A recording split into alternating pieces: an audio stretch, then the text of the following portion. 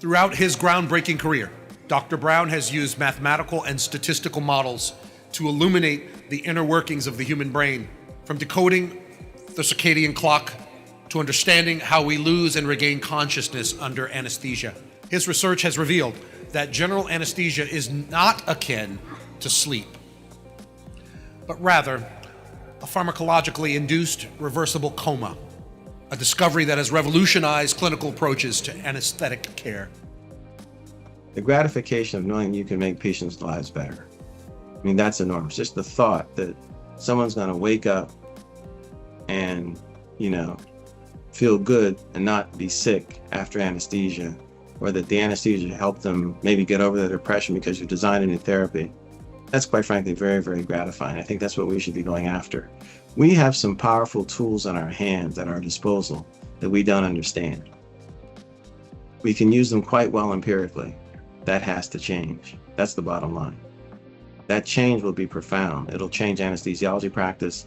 It'll change other fields of neuroscience and clinical neuroscience. In our HBCUs, we are far more sensitive to the problems that affect our community.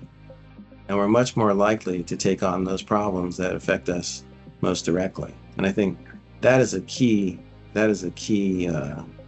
element of what the HBCUs bring to the table. I mean, there are a number of problems, like we're mentioning, diabetes or heart disease, hypertension. And many of these problems are fixable. They're fixable or avoidable with some basic care. And others are questions which need to be studied more deeply. I think to the extent that we see, folks in our community, our relatives affected by these disorders, and we're going into the medical sciences, we should pick one of those areas and say, I'm going to fix that. I'm going to solve it. I mean, that's kind of what I've done for anesthesiology. And then it's doable. I mean, technology is changing rapidly. Our knowledge of the the body is growing enormously. And we can take advantage of that growing understanding to propose new approaches, new tools. And I think that there's no reason why. In fact, I would almost expect that the HBCUs would be at the vanguard of that effort, particularly as it relates to, our community.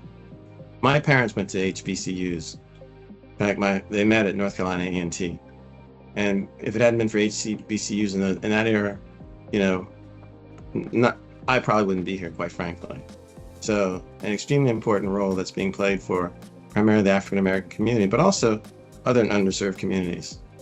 And I think as far as medical research, I think, as I was saying, an R1 level university is what Howard is now. It's just recently categorized as that. And necessarily, or they're taking strong interest in the problems that affect the African American community. And we need that, because we're so far behind in many ways. And I think that's going to be a real plus for us.